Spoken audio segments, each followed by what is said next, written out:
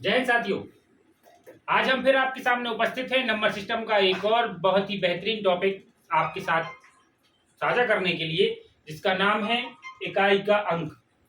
कई बार हमारी परीक्षा में प्रश्न पूछे जाते हैं इससे, और यह एक तरीका भी है कई कठिन सवालों को आसान बनाने का, जिसमें हम पूरा कैलकुलेशन इकाई के अंक पर करते हैं और पता करते हैं कि किसी बड़े लंबे सवाल के आंसर का इकाई का अंक क्या होगा।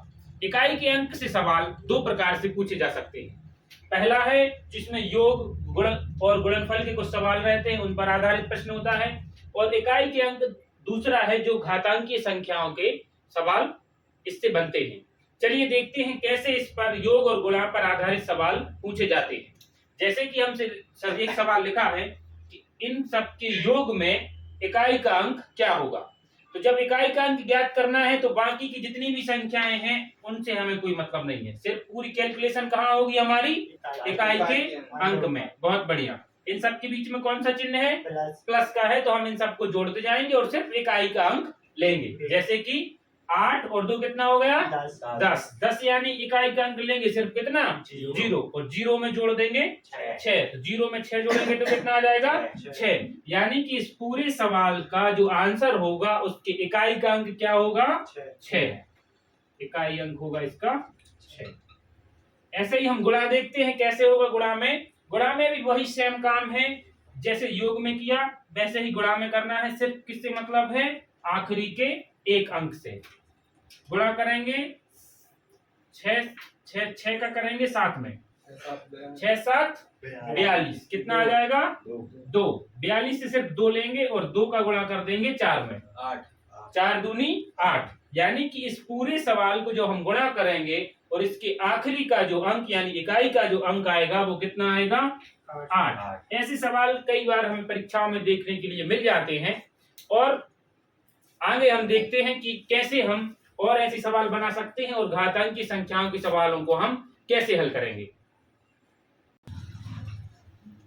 इकाई का अंक ज्ञात करना कुछ और एग्जाम्पल की मदद से देखते हैं। ये पुराने पेपरों में आए हुए सभी सवाल हैं। देखते हैं पहला सवाल। इसमें हमें इकाई का अंक ज्ञात करना है। मैंने पहले ही बताया है कि इकाई का अंक ज्ञात करने के लिए सिर्फ आखिरी के इकाई के अंक में जो लिखा है सिर्फ उन्हीं अंकों का कैलकुलेशन करेंगे और जो भी आंसर आएगा उसका भी हम सिर्फ इकाई का अंक ही लेंगे, यूनिट डिजिट ही लेंगे। जैसे कि इसमें गौर से देखिए, एक जगह 5 है और एक 2 है, और 5 का जब हम 2 से गुणा करेंगे तो कितना आ जाएगा? 10 यानी इकाई में कितना आ जाएगा? 0। और हम ये बहुत अच्छे से जानते हैं कि जब 0 का हम किसी भी संख्या में गुणा करेंगे तो उसके इकाई में हमेशा क्या आएगा? 0। यानी कि इस सवाल को जब हम हल करेंगे तो अंत में जो अंतिम स्थान पर जो इकाई का अंक होगा वो कितना होगा? 0। समझ में आ रहा है ना? उम्मीद है आपको ये सवाल समझ में आ रहे होंगे। इसका स्क्रीनशॉट ले लीजिए, ये सवाल आपको होमवर्क में है। यह बहुत ही महत्वपूर्ण टॉपिक है। देखते हैं ऐसे सवालों को हम कैसे बनाएंगे। घातांकीय संख्याओं पर आधारित इकाई का अंक ज्ञात करना। उससे पहले हम थोड़ा सा देखेंगे कि इकाई का अंक किन किन संख्याओं का किस तरह से दोहराता है। जैसे कि हम 1 के ऊपर किसी भी संख्या की घात लगा दें, जैसे 1 की घात का मान 1 ही होता है। 1 के ऊपर अगर 2 की घात भी लगाएंगे तो भी उसका मान 1 ही होगा। 1 के ऊपर अगर 3 की घात लगाएंगे तो भी उसका मान 1 ही होगा। इससे हम ये समझ में आ रहा है कि 1 के ऊपर हम कितने की भी संख्या की घात लगा दें, 1 के ऊपर कितने की भी संख्या की घात लगा दें उसका मान हमेशा कितना आएगा? 1 ही आएगा। ऐसे ही हम देखें, यदि किसी संख्या के अंत में 0 है, कितना है? 0, या 0 के ऊपर हम किसी भी अंक की घात लगा दें, 0 के ऊपर किसी भी अंक की घात लगा दे, जैसे कोई संख्या है 10 के ऊपर कितनी की भी घात लगा दे तो स्वाभाविक है उसके इकाई का अंक हमेशा क्या आएगा? 0। यानी कि 1 के ऊपर कितने की भी घात लगाए तो कितना आएगा? 1। ऐसे 0 के ऊपर भी कितने की भी घात लगाए उसका मान हमेशा कितना आएगा? 0। ऐसे ही एक और अंक है जिसका नाम है 5। 5 के ऊपर किसी की भी घात लगा दो, 1 की घात लगाओगे 5 एकम 5, 2 की घात लगाओगे 5 25, उसमें भी इकाई में कितना आएगा? 5। 3 की घात लगाओगे 125, 4 की घात लगाओगे कितने की भी घात लग जाए 5 पर, उसके इकाई का अंक हमेशा कितना आएगा? 5। ऐसे ही एक अंक है 6। कितना? छह के ऊपर भी हम कितनी बार 6 का 6 में गुणा करते जाएं, 6 6 36, फिर 6 आ जाएगा, फिर 6 6 36, फिर 6 आ जाएगा, 6 6 36, यानी 6 के ऊपर भी कितने की भी घात लगाएं उसके इकाई में हमेशा कितना आएगा 6। यानी कि 4 अंक हमें ऐसे मिल गए 1 0 5 और 6। इनके ऊपर कितने की भी घात लगाएं उसके इकाई का अंक हमेशा यही रहेगा। यानी कोई संख्या है, देखो कैसे सवाल बनेंगे। कोई संख्या है, इतनी बड़ी संख्या है, इसके ऊपर घात लगा दूं मैं, ये घात लगी है, और पूछें कि इसके इकाई के अंक में क्या आएगा, तो हमें बस देखने मात्र की देरी है कि इसके इकाई में कितना है 1, और 1 के ऊपर कितने की भी घात लगा दे, इस पर हमेशा क्या आएगा इकाई का अंक 1। 1 की जगह पे अगर 0 हो तो स्वाभाविक है कितने की भी घात लग जाए, इसके इकाई के अंक में हमेशा क्या आएगा 0। ऐसे ही अगर यहाँ 5 हो तो भी इस पर कितने की भी घात लग जाए, इकाई का अंक हमेशा कितना होगा 5। और अगर 6 हो तो भी इसका इकाई का अंक हमेशा कितना रहेगा 6। इतनी बात समझ में आ रही है। चलिए अब हम देखते हैं बाकी अंकों के साथ क्या होता है।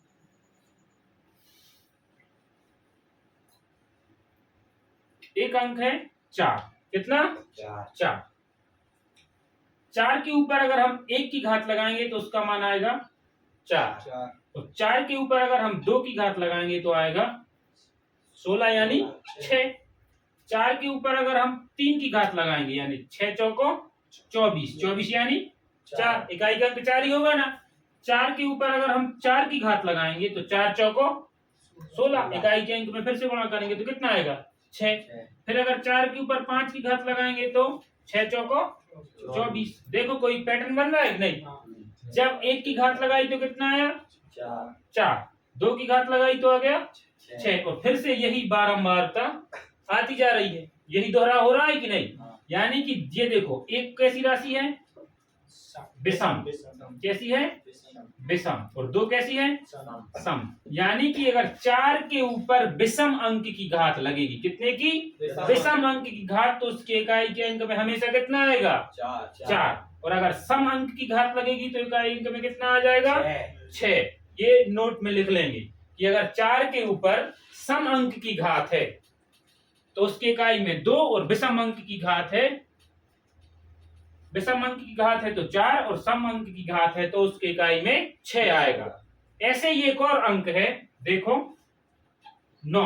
9 के ऊपर 1 की घात लगाएंगे कितना आ जाएगा 9, 9 एकम 9, और 9 का वर्ग करेंगे तो कितना आता है, इसमें 9 में 81 यानी इकाई में कितना आ जाएगा 1। फिर अगर 9 का क्यूब करेंगे तो 9, फिर से 9, 9 एकम 9, फिर 9 नाम 81, यानी अगर 9 के ऊपर 4 की घात लगाएंगे तो फिर से कितना आ जाएगा 1। यानी देखो इनमें भी दोहराव हर 2 अंक के बाद हो रहा है।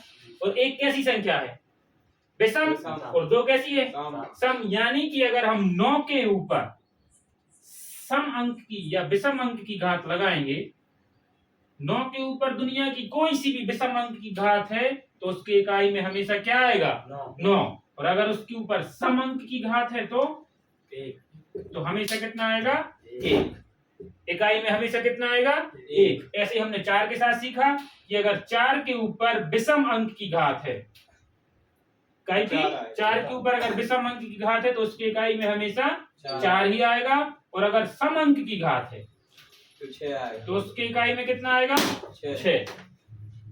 इन दोनों को हम पॉइंट बनाकर लिख लेंगे।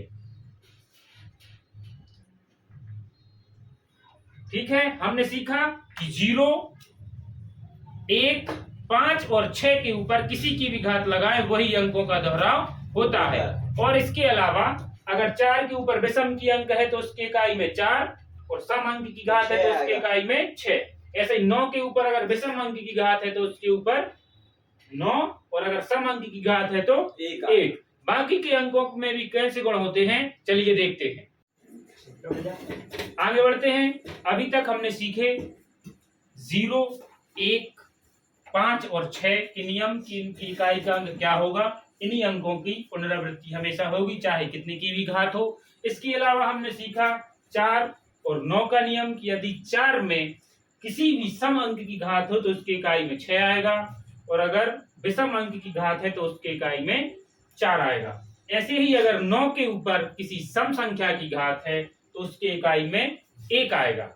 और यदि 9 के ऊपर किसी विषम संख्या की घात है तो उसका इकाई का अंक हमेशा 9 होगा। सम और विषम याद करने में अगर दिक्कत हो तो हम उस पे 1 और 2 की घात लगाकर भी चेक कर सकते हैं। इनको याद करने की आवश्यकता नहीं है। जैसे किसी संख्या की 4 के ऊपर मान तो 4000 की घात लगी है, तो 4000 एक कैसी संख्या है? सम संख्या है। तो सम संख्या के बदले हम कितने 2 की घात लगा लेंगे। तो जब 4 के ऊपर 2 की घात लगेगी तो स्वाभाविक है उसकी इकाई में कितना आएगा? 6, क्योंकि 4 का वर्ग कितना होता है? 16 और उसकी इकाई के अंक में है 6। अब हम देखते हैं हमारे बचे हुए 2, 3, 7 और 8 के नियम कैसे बने। मैं चाहता तो आपको डायरेक्ट नियम भी बता दूं, लेकिन वो आया कहां से है, मेरी कोशिश है कि आप उसे जड़ तक समझें कि उसका उत्पत्ति कहां से हुई है। चलिए देखते हैं। जैसे ही हम 2 की घातों को आगे करते गए और उनके इकाई का अंक हमने चेक किया तो हमें मिला कि 2 के ऊपर अगर 1 की घात लगाएंगे तो कितना आएगा? 2। 2 की घात में इकाई का अंक होगा 4, 3 की घात में इकाई का अंक होगा 8। ऐसे ही 4 और 5 की घात लगाकर जब हल करेंगे तो उनके इकाई के अंक यहाँ पर लिखे 6 और 2 आएंगे। हम इन सब में एक पैटर्न देख पा रहे हैं कि 1, 2, 3, 4 अंक के बाद वही संख्या रिपीट होती है। 2 में भी और 3 में भी, 7 में भी और 8 में भी। यानी कि ये 4 अंक ऐसे हैं इनमें हर 4 की घात के बाद वही संख्या रिपीट होती है। किसमें? 2 में, 3 में, 7 में और 8 में। यानी कोई भी संख्या जिसके इकाई के अंक में 2 हो, 3 हो, 7 हो या हो 8, उनके हर चौथी घात के बाद उसमें इकाई का अंक रिपीट होता है। इतनी बात समझ में आ रही है ना? तो अब हम देखते हैं कि इनसे हम सवाल कैसे बनाएंगे। देखते हैं इनसे सवाल कैसे बनाएंगे। चलिए कुछ और उदाहरणों के माध्यम से हम समझते हैं कि इकाई के अंक के सवालों को कैसे हल करेंगे। कुछ सवाल हमारी स्क्रीन पर आपको दिख रहे होंगे, आप इनका स्क्रीनशॉट ले लें और ज्यादा से ज्यादा सवाल बनाने की कोशिश करें। कुछ उदाहरणों से हम समझते हैं। जैसे एक संख्या है, इसके ऊपर इतने की घात है, हमें इसका इकाई का अंक ज्ञात करना है। तो नियम में हम पहले ही सीखे हैं कि यदि 6 के ऊपर विश्व की किसी भी संख्या का घात लगा दें तो उसकी इकाई का आंसर हमेशा कितना आएगा? 6। यानी इसमें इकाई का अंक हमेशा कितना आएगा? 6। स्वाभाविक है। और यहाँ दिख रहा है कितना है? 0। तो 0 के ऊपर किसी भी अंक की घात लगा दें उसका इकाई का अंक भी कितना आएगा? 0। और यहाँ कितना है? मजा नहीं आ रहा है। 1 के ऊपर हम किसी भी संख्या की घात लगा दें, बिना देखे हम बता देंगे भैया कि में इकाई को अंक कितना आने हैं? 1 आने हैं। बहुत बढ़िया। और इधर भी देखो कितना है? 5। 1, 0 और 6 के ऊपर दुनिया की कितना बड़ी घात बैठा दैयो तो मान हमेशा वे अंक आ है। इन 5 की घात है तो एक अंक भी इकाई को अंक कितना है? 5। इतनी बात समझ गए? अभी मजा आएगा ना भिड़ो। एक के अलावा कछु हम और उदाहरण देख रहे हैं जो उनमें 4 की घात वालों सिस्टम में दोगे। ए में दिख रहा हो कितने के ऊपर? तो कितना बड़ी संख्या हो हमें सिर्फ कैसे मतलब है? इकाई के एक अंक से। ए से हमें कोई मतलब नहीं है। पहली नंबर तो क्या समझ गए? कितने की घात है?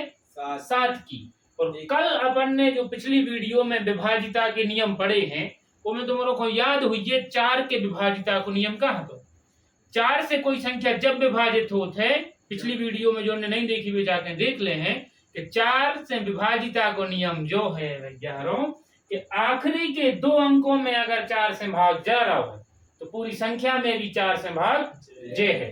तो जब भी हमें पता करने हो कोई ऐसी संख्या के इकाई को अंक जो में इकाई में हो 7, 2, 8 या 3, कौन कौन के लाने हैं जो नियम?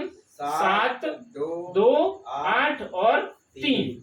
इनमें जब इकाई को अंक ज्ञात करने हो तो सिर्फ आगे वाले से कोई मतलब नहीं है, सिर्फ काय खोटे हैं 7 को। एक ही आगे का लिखो वो सही मतलब नहीं है, सिर्फ इकाई के कितने अंक चाने? 2। और ए में 4 से दे हैं भाग। 4 से भाग काय दे रहे हैं? तन्नक देर पहले अपन ने सीखो है कि 4 से भाग काय दे रहे हैं? काय की हर 4 की घात के बाद उन्हीं अंकों को दोहराव होता है, ऐसा ही क्या नहीं? तो ये में 4 से हमने भाग लगाओ, कितनी बार जे है? 4 कट जे हैं, शेष कितना बचे? शेष कितना बचे? जो भी शेष बचे 7 के ऊपर वही की घात लगा दें। जितनी हुई शेष बचे 41 में 4 से भाग देवे पे शेषफल कितना बचे 1। इस 7 के ऊपर ये की घात लगा दें और 7 के ऊपर 1 की घात को मान कितना होता है 7, यानी ये पूरी संख्या के इकाई को अंक कितना है 7। कोई दिक्कत? चलो एक और उदाहरण से देखें। पता करने हैं कि एक पूरी संख्या के ऊपर इतने की घात है तो एक इकाई के अंक में कहाँ है। तो सबसे पहले हमें आगे की पूरी पंचायत से कोई मतलब नहीं है और ना मतलब आए इन सबसे हमें तो सिर्फ पीछे के कितने अंक चाहने 2। इनमें हम कितने से भाग लगे हैं 4 से। जैसे हम इनमें 4 से भाग लगे हैं तो कितनी बार जे है 8 तो कट जाए हैं, बचे सिर्फ कितने 2। तो शेष कितना बचो 2, यानी कि ए अंक पे इन्हें 2 की घात लगा दें और 2 के ऊपर 2 की घात को मान कितना होता है 4, यानी कि ये पूरे सवाल में इकाई को अंक कितना होगा 4। यही हमारा आंसर होगा। उम्मीद है आपको सवाल समझ में आ रहे होंगे। कुछ और सवाल हम आपको छोड़ रहे हैं जिनको आपको होमवर्क में घरे बैठ के करने हैं। नियम पर आधारित। उम्मीद करता हूं आपको ये इकाई के अंक का टॉपिक बहुत अच्छे से समझ में आया होगा और कुछ सवाल जो हमने करवाए हैं उनके साथ साथ आप भी इन सवालों को करें जो हम आपको होमवर्क में दे रहे हैं। मिलते हैं अगली वीडियो में, तब तक के लिए जय हिंद जय भारत। जय हिंद सर। एक तो लाइक और शेयर ठोक दीजिए, महाकाल का दबा के लाइक और शेयर ठोक दीजिए। पूरा साल मेहनत करता हूं आपके लिए बेटा, ऐसा नहीं चलेगा, ऐसा नहीं चलेगा।